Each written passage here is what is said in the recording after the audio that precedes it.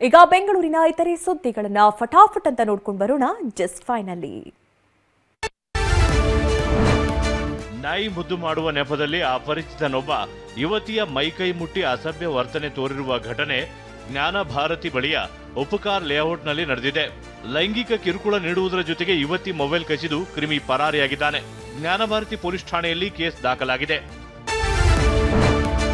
ಒಂದೇ ಸಿಸಿ ರಸ್ತೆ ಕಾಮಗಾರಿಗೆ ಅಧಿಕಾರಿಗಳೇ ಎರಡೆರಡು ಬಿಲ್ ಮಾಡಿಸಿಕೊಂಡು ದೋಖಾ ಮಾಡಿದ ಆರೋಪ ದೇವನಹಳ್ಳಿಯ ರಾಯಸಂದ್ರದಲ್ಲಿ ಕೇಳಿಬಂದಿದೆ.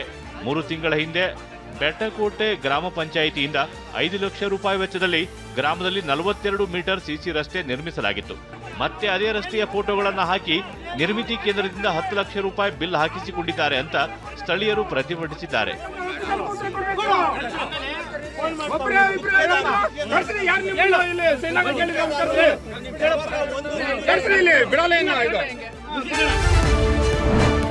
ಪ್ಲಾಸ್ಟಿಕ್ ಮುಕ್ತ ಮಲ್ಲೇಶ್ವರಂ ಮಾಡೋದಕ್ಕೆ ಖಾಸಗಿ ಹಿಮಾಂಶು ಶಾಲೆ ಪಣ ತೊಟ್ಟಿದೆ.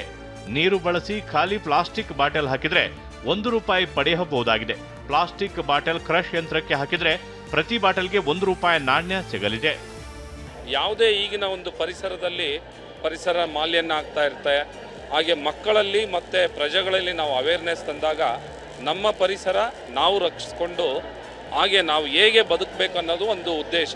All the team of Himanshu family members they are taken this initiative and I wholeheartedly thanks for this, and I also thank the Malleshwaram Civic Management for creating awareness of the PET bottle crush vending machine. ಜಿಕೆವಿಕೆಯಲ್ಲಿ 4 ದಿನಗಳಿಂದ ನಡೆಯುತ್ತಿದ್ದ ಕೃಷಿ ಮೇಳಕ್ಕೆ ಇಂದು ತೆರೆ ಬಿದ್ದಿದೆ. ಕೊನೆಯ ದಿನವಾದ ಇವತ್ತು ಲಕ್ಷಕ್ಕೂ ಅಧಿಕ ಜನ ಕೃಷಿ ಮೇಳಕ್ಕೆ ಆಗಮಿಸಿದ್ರು. ಕೃಷಿ ಯಂತ್ರ, ಬೇಸಾಯ ಪದ್ಧತಿ, ನೂತನ ತಳಿ, ಉತ್ಪನ್ನಗಳ ಮಾಹಿತಿ ಪಡೆದರು. ವಸ್ತುಗಳು, ಗಿಡಗಳು, ಆಹಾರ ಪದಾರ್ಥಗಳನ್ನು ಖರೀದಿಸಿದ್ರು.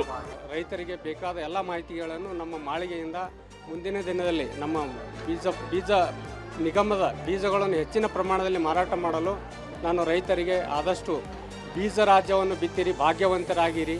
ನಮ್ಮ ಕರ್ನಾಟಕದ ಬೀಜ ನಿಗಮವು ಎಲ್ಲ ರಾಜ್ಯದ ಎಲ್ಲ ವಿವಿಧ ಜಿಲ್ಲೆಗಳಿಗೆ ಕೂಡ ಇದೆ.